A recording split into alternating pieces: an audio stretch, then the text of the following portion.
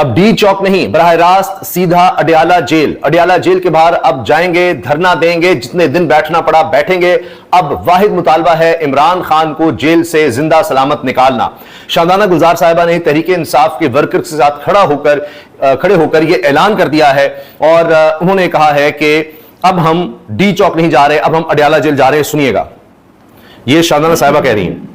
अपने तमाम वर्कर्स के साथ, बल्कि खान साहब के वर्कर्स के साथ, खान साहब के जानसारान के साथ मौजूद हैं।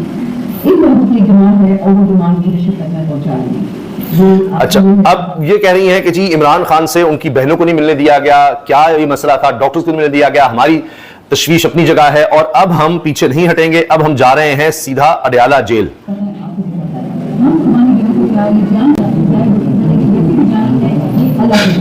अगर ये जान जाए कुछ हो जाए, अब हम पीछे नहीं हटेंगे।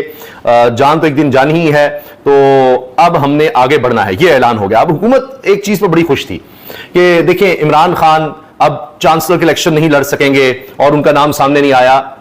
लेकिन दूसरी तरफ क्या खबर आई कि जी इमरान खान एक तरफ चांसलर का इलेक्शन नहीं लड़ सकते, तो अब हो रही हैं। सिर्फ वो नहीं, इस पर जुल्फी बुखारी ने बाकायदा ऐलान किया है, कहा है इमरान खान की रिहाई के हवाले से जो प्लान है उस पर उन्होंने कहा इस महीने के आखिर में एक और कैंपेन शुरू होगी। ऑक्सफोर्ड के इलेक्शन के अलावा भी मेरे पास इमरान खान साहब की रिहाई के लिए 3 से 4 और कैंपेन हैं जो मैं शुरू करने जा रहा हूं। मैं अब मुख्तलिफ ममालिक जा रहा हूं जिसमें अमेरिका भी शामिल है। उन्होंने ब्रसल्स का, यूरोप का जिक्र किया।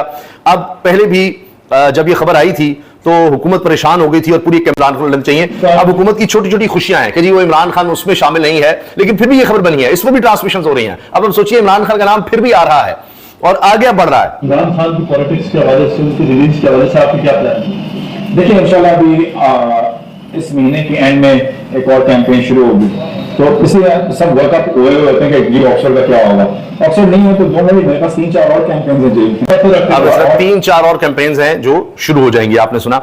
अच्छा, इसके अलावा जनाब जो इस वक्त बड़ी खबरें हैं उनमें यह है कि अब पता ही चल रहा है कि सेनेटर्स को प्रेशराइज किया जा रहा है, एमएनएस को प्रेशराइज किया जा रहा है। तहरीक इंसाफ मुसलसल ये बात कर रही है। अब सेनेटर अल्लामा राजा नासिर अब्बास साहब ने बड़ा ही सख्त पैगाम दिया है और उन्होंने वीडियो पैगाम जारी किया है और उसमें उन्होंने कहा है कि जुल्म कभी नहीं जीता, यजीद नेतन्याहू जीत गए और जो जालिम है वो अंजाम को पहुंचेगा। उन्होंने कहा कि डॉक्टर जरका के साथ हम खड़े हैं। डॉक्टर जरका का बेटा घर पर नहीं है, वो कह रही हैं परेशान है, आंखों में आंसू हैं। अब ये इल्जाम दे रहे हैं काजी फैसा को कि उन्होंने जो केस 63A वाला किया उसके बाद उन्होंने ये लाइसेंस दे दिया कि लोगों को लापता करो, उठाओ, तशद्दुद करो, अगवा करो, उनसे अब आप वोट डलवा सकते हैं क्योंकि अब आप पर डिफेक्शन क्लॉज उस तरह हो जाएगा, तो लिहाजा वोट तो डलवाना है। उसी के लिए अब मियां नवाज शरीफ, मौलाना साहब, बिलावल और सब मीटिंग कर रहे हैं कि जी आ जाए, हम मिल जाते हैं, बाकी चंद लोग रह जाएंगे, वो भी किस तरह से तोड़ दिए जाएंगे। ये अल्लामा साहब का पैगाम है।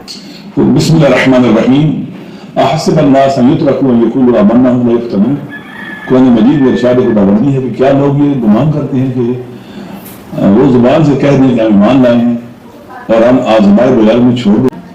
इस दुनिया में हर एक का इम्तिहान होना है, उसे आजमाइश में डाला जाएगा। और यहां से बात आगे करते हैं कि जिसके पास जितना इख्तियार है उसकी इतनी आजमाइश है और काजी फाइसा जो हैं वो बिल्कुल गलत फैसले कर चुके हैं और इसका उनको खमियाजा भुगतना होगा।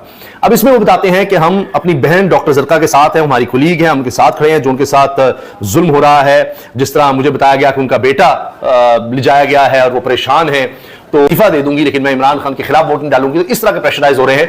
तो इस सब का इल्जाम अल्लामा राजा नासिर अब्बास दे रहे हैं काजी फैसा को। और आपको बताया कि फिर अब मियां नवाज शरीफ साहब ने इशाया दिया हुआ है, मौलाना भी जा रहे हैं, शहबाज भी जा रहे हैं, जरदारी भी, बिलावल भी, और वहां इकट्ठे होकर अब आईनी तरमीम लानी है। इस आईनी तरमीम का वाहिद मकसद ये रह गया है, वाहिद मकसद रह गया है मंसूर अली शाह का रास्ता रोकना, चीफ जस्टिस मंसूर अली शाह का रास्ता रोकना। बस बाकी सारी चीजें, खतीउल्लाह जान साहब ने बड़ी जबरदस्त बात की। उनका लगता यह है कि पहले से ही गठजोड़ था। ये मैं आपको बता रहा हूं, उन्होंने पूरा इस पर एक्सप्लेनेशन दी है। कहते हैं कि लगता ऐसा है कि मौलाना हुकूमती पार्टियों के दरमियान सब स्क्रिप्ट तय था कि आईनी अदालत और दीगर तरामीम का शोर डालकर एक पॉइंट तक इत्तफा कर लिया जाए कि जजेस के लिए पैनल बना दिया जाए ताकि मंसूर अली शाह का रास्ता रोका जा सके। एक तरफ तो मौलाना बात करते हैं इमरान खान को हुकूमत देनी चाहिए, लेकिन जब मखसूस नशिस्तों की बात आई तो वो भी ये नशिस्तें इलेक्शन कमीशन के वकील की तायद भी की।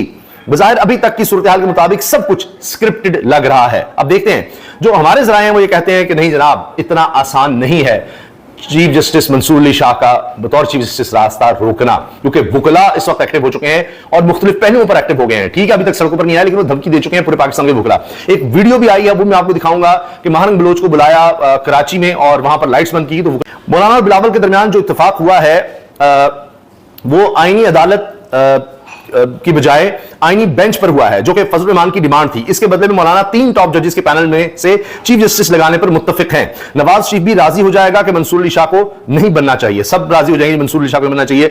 इनको डर है तो सिर्फ मंसूर अली शाह का कि वो आएंगे उनको स्मैश कर देंगे। मगर हमारे जराए अभी तक ये कह रहे हैं कि इतना आसान नहीं, डाका मारना और बिल्कुल आइन जो है उसको बदल देना और वही कि जी कंट्रोल करना है। सीधी सी बात है कि हुकूमत का बंदा चीफ जस्टिस लगे बस, वरना आइन में लिखा है जो सीनियर मोस्ट लोगों को लग जाएगा। तो इस तरह चाहते हैं कि जुडिशरी हमारे कंट्रोल में आ जाएगी कि अपना बंदा चीफ जस्टिस लगा देंगे, पैनल बनाएंगे, उसमें से जो बेहतरीन हमें सर्व कर रहा होगा, जो हमारे बारे में कहेगा जनाब मैं आपका गुलाम, मैं आपका खादिम, जो कहेंगे वो होगा, और फिर वो हम करते चले जाएंगे। ठीक है, काजी फैसला ना सही, कोई और सही, कोई और चीफ जस्टिस बन जाए, कोशिशें हो रही हैं। अच्छा, ये देखिए, अब हुआ यह कि महारंग बलोच को कराची बार एसोसिएशन ने बुलाया, लेकिन उसके बाद वहां पर बिजली ही मुनक़दा कर दी गई, बंद कर दी गई, और वहां पर फिर बहुत ज्यादा नारे लगे वुकला की तरफ से। तो अब एक तो ये मामला चल रहा था आजादी का जुडिशरी की, और दूसरी तरफ अब ये भी मामला खड़ा हो रहा है। तो मुख्तलिफ पहलुओं से वुकला जो हैं वो अब एजिटेशन की तरफ आ रहे हैं।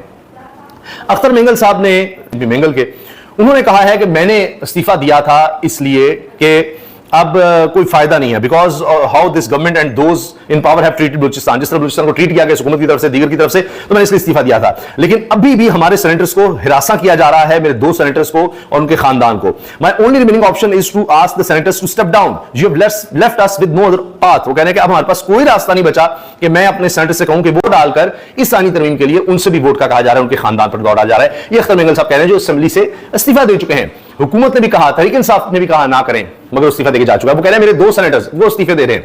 और डॉक्टर जरका कह रही है, जिनके बारे में कहा था जी नून लीग की उनसे बात हो गई, वोट दे देगी, वो कह रही है कि मैं इस्तीफा देना गवारा करूंगी, मेरा बेटा घर पर नहीं है। वो इशारत नहीं बात कर रही है, आंखों में आंसू हैं कि मैं धोखा नहीं दूंगी इमरान खान को। बहरहाल जब वक्त आएगा पता लगेगा, क्योंकि मौलाना के बारे में भी कोई हिस्ट्री है कि वो कोई ना कोई रास्ता निकाल लेते हैं ताकत के साथ जाने का। मगर फिर भी जिस तरह उनके बयान थे, और हाल ही अभी तक बयान थे कि वहां खड़े होकर JUI के लोग कह रहे थे कि बिलावल ने सिंध को तबाह कर दिया है, बर्बाद कर दिया है, और उसी वक्त खबर आती है कि वो मीटिंग भी कर रहे हैं मौलाना साहब बिलावल के साथ। तो सियासत में कोई अखलाकियात हमारे यहां नहीं है, कोई रहम नहीं है, कुछ नहीं है, बस मफादात है। अब अख्तर मेंगल साहब की बात पर असद कैसर साहब ने भी कहा है कि बड़ी तशवीशनाक बात है और सियासी जमातों को किस तरह दीवार से लगाया जा रहा है, जबकि मौका परस्त अफराद को हुक्मरानी का ताज पहनाया जा रहा है। मुल्क में अमरीयत, धमकियों और दबाव की जो फिजा कायम की जा रही है, इसके साथ तमाम सियासी जमातों को भुगतने पड़ेंगे। तो अब ये अख्तर मेंगल साहब ने जो कह दिया है कि जी हमारे तो लोग इस्तीफा दे देंगे, तो उससे आप देखिए एक नया पेंडोरा बॉक्स हो गया है। ये वहां देखें वुकला की तरफ से जो नारे लगे, अब ये जनाब महारंग बलोच जो हैं, जिसमें हामिद मीर हैं, वो भी बहुत ज्यादा सामने आते हैं और ये कहते हैं मैं बलूचिस्तान की हुकूक के लिए बात कर रही हूं। बहरहाल हुकूमत इनके सख्त खिलाफ है। और ये जो जरका साहिबा का बयान आया है, इस पर अहमद वाइज साफियां लिखते हैं, अल्लाह करीम आपकी मदद करे। इत्तलात के मुताबिक डॉक्टर साहिबा के बेटे, जिनके बारे में कह रहे हैं स्पेशल चाइल्ड हैं, को 10 अक्टूबर को उठाया गया था, 6 दिन हो गए, बच्चे को फौरी रिहा करना चाहिए। हुकूमत को ऐसी तरामीम मंजूर कराने पर शर्म आनी चाहिए। खैर, अच्छा, असद कैसर कह रहे हैं इमरान खान साहब की बहनें, इनके फोकल पर्सन इंतजार हुसैन पंजोता और मारूफ साफिया और ये मकबूल जान समेत कई बेगुनाह अफराद बगैर किसी जुर्म के पाबंद सलासिल हैं, इनको फौरी तौर पर रिहा किया जाए। गुज़श्ता 2 सालों में इमरान खान, इनके खानदान, उनकी जमात ने जिस जुल्म और जबर का सामना किया, मुल्क की तारीख में इसकी मिसाल नहीं मिलती। इन तमाम मुश्किलात के बावजूद आज भी इमरान खान के चाहने वालों में कोई कमी नहीं आई और इंशाअल्लाह इमरान खान की क़यादत में आइन की बालादस्ती और कानून की हुक्मरानी की हमारी जिद्दोजहद जारी रहेगी। अब आते हैं, इनको बहुत आड़े हाथों लिया जा रहा है और जनाब हर तरह की ट्वीट हो रही है, तनकीद हो रही है, क्योंकि ख्वाजा आसिफ साहब ने जो बैरिस्टर गौहर की तायद कर दी कि जी इमरान खान की रिपोर्ट्स आ गई हैं, उन डॉक्टर्स चले गए हैं और इमरान खान खैरियत से हैं, बैरिस्टर गौहर ने कह दिया। उस पर लोगों ने कहा जी आपने हुकूमती डॉक्टर को मान लिया, जिनके बारे में इमरान खान ने कहा था मैं इनके खिलाफ मुकदमा करूंगा, इन्होंने मेरी कुछ रिपोर्ट्स जो है वो सामने लेकर आए, जिस पर अब्दुल कादिर पटेल उस वक्त वज़ीर सेहत थे, उन्होंने कर दिया कि इमरान खान ये लेता है वो सब था। तो बैरिस्टर गौहर पर बड़ी शदीद तनकीद हो रही है कि जी ख्वाजा आसिफ इनको रीट्वीट भी कर रहे हैं और इस पर जो तहरीक इंसाफ के सपोर्टर हैं, दीगर लोग हैं, वो अब इस वक्त सोशल मीडिया पर खूब बातें कर रहे हैं कि जी वाह क्या उसने इत्तेफाक है, बैरिस्टर गौहर की ट्वीट को ख्वाजा आसिफ रीट्वीट कर रहा है। अब भी अगर कोई डील की बकवास पर यकीन करके हालात की संगीना से मुंह मोड़ रहे हैं तो फिर अल्लाह ही हाफिज है। इसी तरह जनाब एक साहब कहने जी ये अहमद हसन बोबक, ख्वाजा आसिफ भी बैरिस्टर गौहर के मुतमईन होने वाली ट्वीट पर हैं। ये कहते हैं बैरिस्टर गौहर की ट्वीट भी मुझे इतनी ही काबिल यकीन लग रही है जितनी अली बिन गंडापुर की इस्लामाबाद से पेशावर पहुंचने वाली कहानी।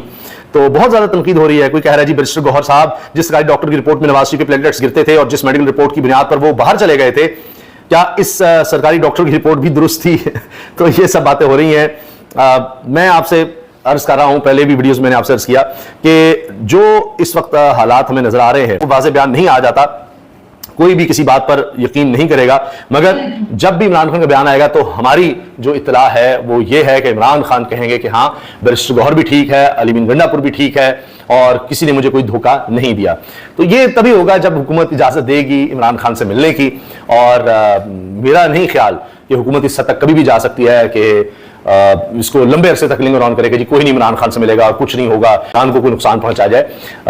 ये मुल्क इस चीज़ का मुतहम्मिल नहीं हो सकता, हालात बड़े मुल्क में ख़राब हो जाएंगे, तो लिहाजा इस हद तक नहीं सोचा जा सकता हुकूमत की तरफ से। बाकी वो जाहिर है कि उनको ज़हनी टॉर्चर और दीगर सब चीज़ें होंगी, लेकिन जाहिर है कि जो इमरान खान के चाहने वाले उनके खदशात तो अपनी जगह हैं, वो तो ऐसे दूर नहीं हो सकते जब तक कि उनका ज़ाती मुआलिज, उनकी कोई बहन है या करीब तरीन लोग हैं, वो खुद जाकर इमरान खान से नहीं मिल सकते। लेकिन जब भी मुलाकात होगी, मेरा ख्याल है कि ये शंघाई कॉन्फ्रेंस के बाद शायद